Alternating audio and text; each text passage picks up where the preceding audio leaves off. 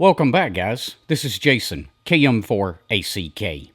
Today, we're going to take a look at Pat Winlink peer-to-peer connections over 2 meters.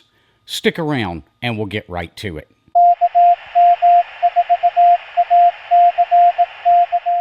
Real quick, guys, I got to give a shout out to Rocky Wilson. He's my newest patron over on Patreon. If you guys want to join the Patreon community too, there's a link down in the description below. Okay, before we jump to how to set this up, I wanted to go over some of the very basics in case somebody's brand new to what peer-to-peer connections look like, and make sure that everybody had a clear understanding. So the first thing we have is a client station, and that's the station that initiates the contact to the other station.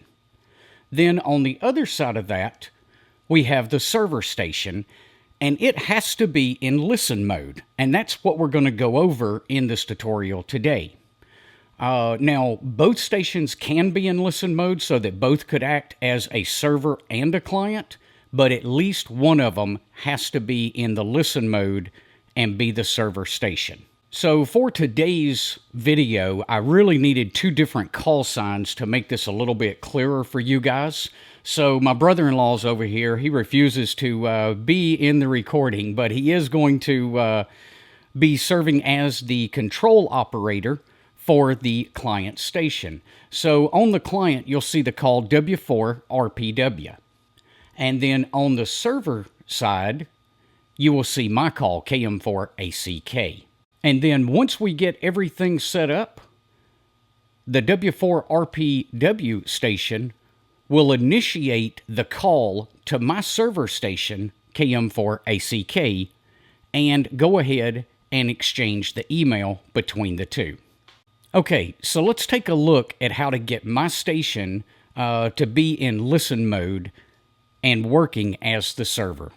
Okay, one more thing to note here, if you're new to the channel, or if you're new to Pat, you have to have Pat set up for 2 meter packet work. Now, I've done a video on that in the past, and I'll leave a link to that up at the top. You'll need to go through those steps in that video before this video is going to work for you.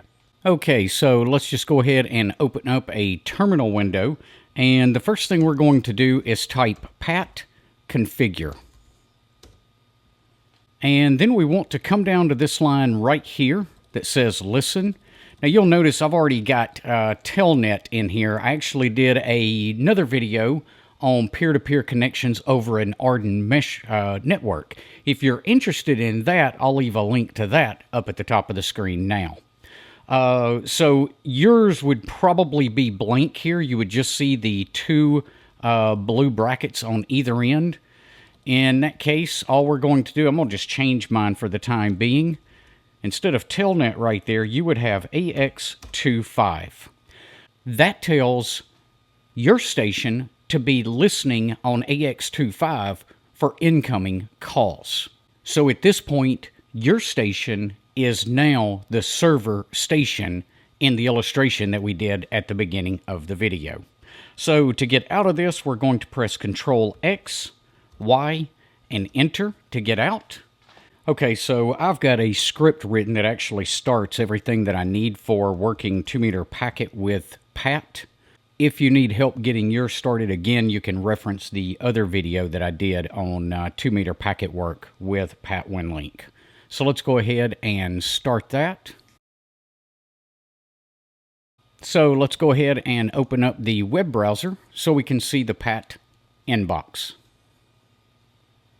Okay, so you see my call sign up here, and you see that it says it's listening on AX25. So at this point, my station is the server, and it's listening for any incoming calls over AX25 or 2 meter packet. So now let's jump over to the other station. Okay, so now we're on the other station. You can see my brother-in-law's call sign here, W4RPW. So let's go ahead and compose a message real quick. And I'm going to send this to myself. So KM4ACK there. And we'll put the subject of Pat video peer-to-peer. Okay, now, if you check this box, this message would only be transferred during a peer-to-peer connection. If you leave it unchecked, it would go either through the regular CMS servers for Winlink, or it would work as a peer-to-peer.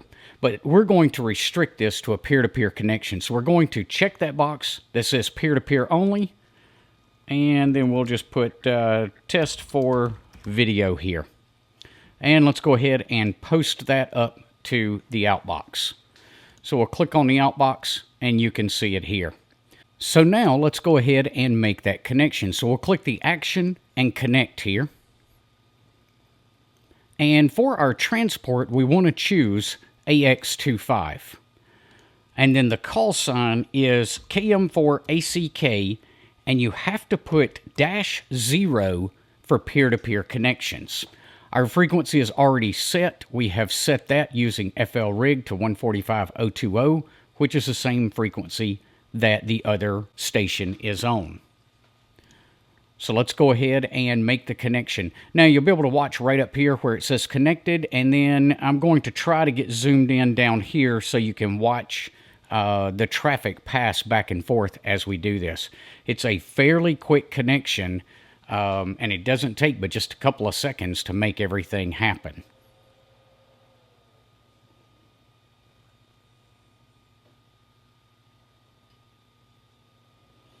All right, it's connected, and there you can see that it is sending the checksum,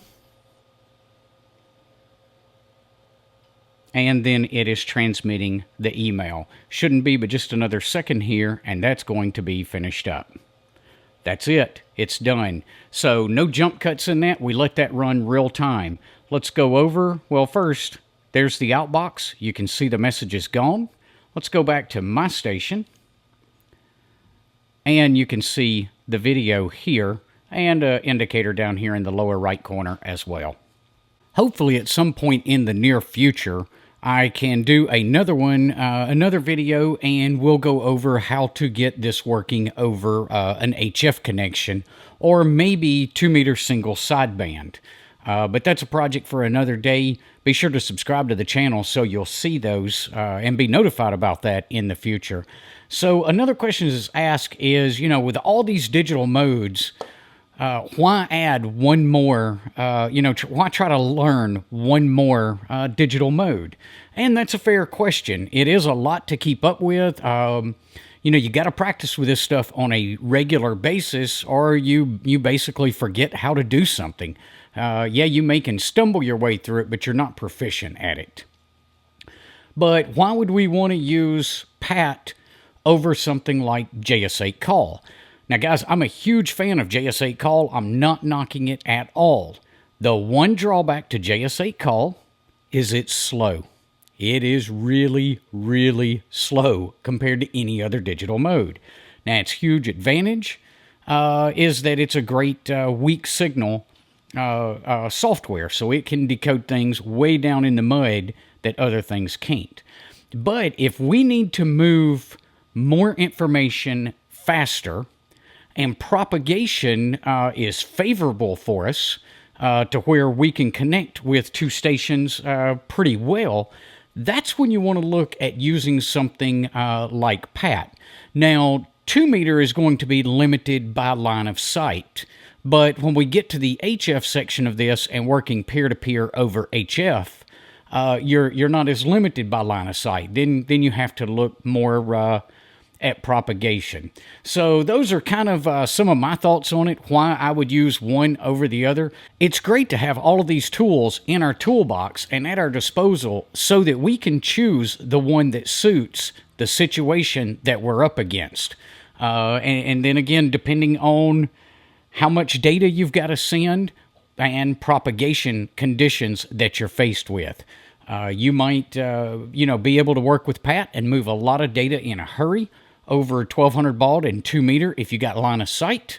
You may slow down a little bit if you have to go HF with PAT. But then if PAT won't connect because of bad band conditions, that's when you may want to fall back to something like JS8. So those are kind of my thoughts on it. You guys take it and tell me what you think down in the comments below.